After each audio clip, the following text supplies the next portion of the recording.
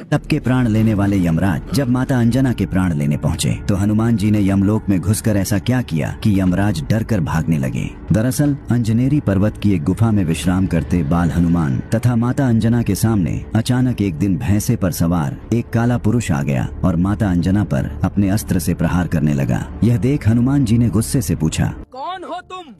मेरी माता के ऊपर क्यों प्रहार कर रहे हो? आज मैं तुम्हें छोड़ूंगा नहीं।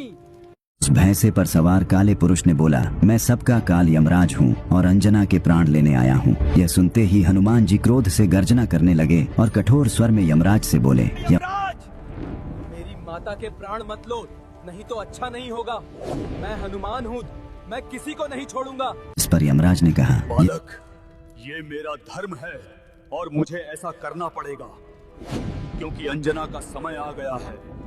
और इतना कहकर यमराज ने पुनः माता अंजना के प्राण खींचना शुरू कर दिया। कुछ ही समय में यमराज ने माता अंजना के प्राण खींच लिए और आकाश की ओर उड़ चले। हनुमान जी रोते बिलखते अपने माँ को उठा रहे। माता, उठो माता, माता उठो, तुम्हें क्या हुआ है माता?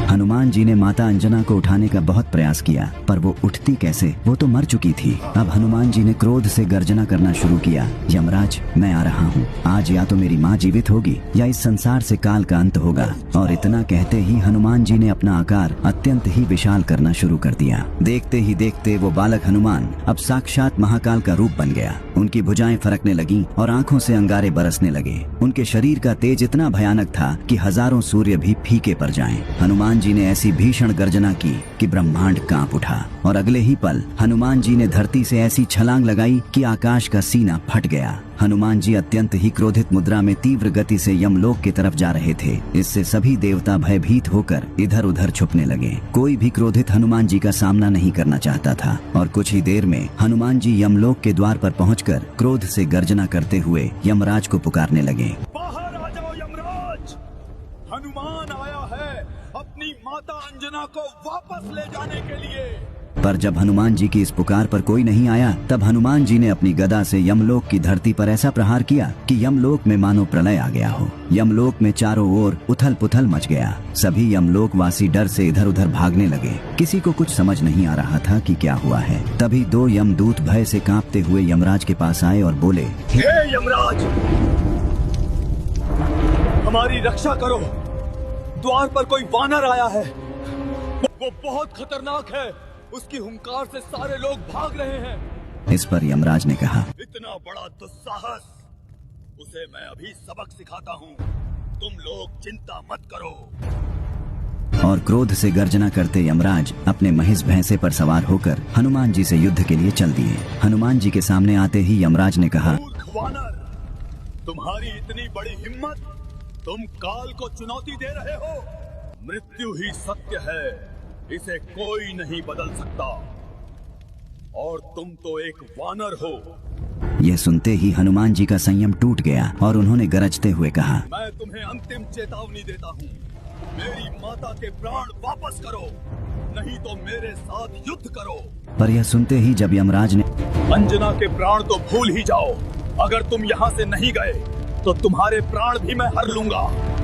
यह सुनते ही हनुमान जी ने अपनी गदा उठाई और फिर शुरू हुआ हनुमान जी तथा यमराज के बीच ऐसा महाप्रलयंकारी युद्ध जिसका आप सभी को इंतजार। हनुमान जी ने क्रोध से गर्जना करते हुए अपना रूप विशाल किया और यमदूतों की सेना पर काल बनकर टूट पड़े। कुछ को उन्होंने अपनी मुट्ठी में पकड़ मसल दिया और कितनों को तो अपने पैरों से ही दबाकर मार डाला। हनुमान जी का ऐसा विकराल रूप देख सभी यमदूत थर थर कांपते हुए डर से इधर उधर भागने लगे। यह देख यमराज ने एक काली तलवार प्रकट कर हनुमान जी पर प्रहार कर दिया। पर हनुमान जी इतने उग्र हो चुके थे कि यमराज का वो तलवार जैसे ही उनके पास आया वैसे ही उन्होंने उस तलवार को अपने दोनों हाथों से पकड़ दो टुकड़े में तोड़ दिया। यह देख यमराज का क्रोध 7वें आसमान पर जा पहुंचा। उसने सोचा यह वानर साधारण शस्त्रों से नहीं मरने वाला और तब यमराज ने तुरंत अपने मायावी धनुष का आवाहन किया और उस पर एक ऐसा विनाशकारी बाण चढ़ाया जो साक्षात काल का रूप था। यमराज ने जैसे ही वो भयानक बाण छोड़ा, वो बाण हवा में आते ही हजारों बाणों में बदल गया। वो हजारों बाण तीव्र गति से हनुमान जी की ओर बढ़ चले।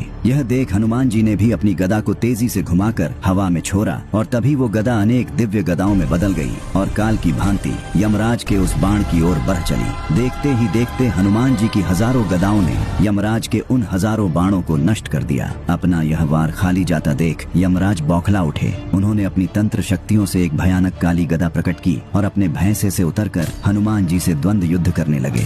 काफी देर चले। इस द्वंद्व युद्ध के बाद हनुमान जी ने एक ऐसा प्रहार किया कि यमराज दूर जा गिरे। हनुमान जी ने जैसे ही यमराज पर पुनः प्रहार करना चाहा, यमराज तुरंत गायब हो गए। हनुमान जी को समझ नहीं आया कि यमराज कहाँ गए। जब कुछ देर तक यमराज नहीं आए तो हनुमान जी को लगा शायद यमराज डर कर भाग गया, पर तभी भैंसे पर सवार यमराज पुनः हनुमान जी के समक्ष प्रकट हुआ और देखते ही देखते दूसरा यमराज, तीसरा यमराज, कुछ ही समय में हनुमान जी के समक्ष सैकड़ों यमराज प्रकट हो चुके थे। हनुमान जी अचानक इतने सारे यमराज को देख सन्न रह गए। तभी उन सारे यमराजों ने हनुमान जी पर सैकड़ों अस्त्र एक साथ ही चला दिए और यह देख हनुमान जी क्रोध से तिलमिला उठे। उन्होंने क्रोध से गर्जना करते हुए अपनी गदा को यमलोक की धरती पर ऐसा पटका कि यमलोक की धरती प्रलय की भांति डोलने लगी और इससे यमराज की माया तुरंत ही नष्ट हो गई। और जब यमराज के सारे प्रयास विफल हो गए तब क्रोध में आकर यमराज ने प्रकट किया अपना वो भयानक यमदंड जो किसी के भी प्राण ले सकता था। हनुमान जी ने जैसे ही देखा कि यमराज उन पर यमदंड से प्रहार करने वाले हैं, उनके क्रोध का ठिकाना न रहा। उन्होंने अपना विकराल रूप लेना शुरू किया। उधर यमराज ने अपने यमदंड को घुमाकर हनुमान जी की ओर चला दिया। यमदंड जो काल की चरम शक्ति थी, तेजी से हनुमान जी की ओर बढ़ रहा था। इधर हनुमान जी महाकाल की भांति क्रोध से गर्जना करने लगे और जैसे ही उस भयानक यमदंड ने हनुमान जी को बांधने का प्रयास किया, हनुमान जी ने अपने दोनों हाथों से यमदंड को पकड़कर ऐसा खींचा कि उसके टुकड़े टुकड़े हो गए। इसके बाद महाकाल रूपी हनुमान जी यमराज को खा जाने वाली दृष्टि से देखते हुए यमराज की ओर बढ़े। उनका आकार बढ़ता जा रहा था। उनके शरीर से दिव्य प्रकाश निकलने लगा। उनका क्रोध से गर्जना करता हुआ